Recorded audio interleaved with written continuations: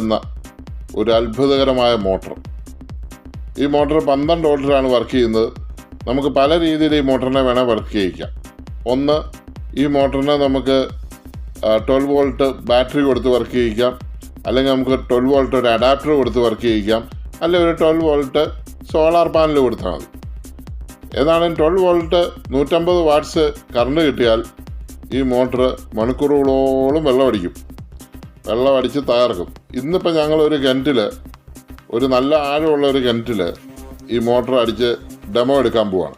അപ്പോൾ നമ്മളൊരു 12 വോൾട്ട് 40 ആംപിയറിൻ്റെ ലിഥിയം അയൺ ബാറ്ററി പാക്ക് ഉണ്ടാക്കിയിരുന്നു. അതിൻ്റെ വീഡിയോ നമ്മൾ യൂട്യൂബിൽ ഇട്ടിട്ടുണ്ടായിരുന്നു. കണ്ടിട്ടില്ലാത്തവർ ഒന്ന് കണ്ടു നോക്കുക. അപ്പോൾ ആ ബാറ്ററി വെച്ച് ഈ 12 വോൾട്ട് പമ്പ് നമ്മൾ വളരെ ആഴമുള്ള ഒരു കിണറ്റിൽ ഇറക്കി 40 അടി ഉയരം നമുക്ക് വരുള്ളൂ. ഈ കിണർ തന്നെ 10-25 അടി ഉണ്ട്.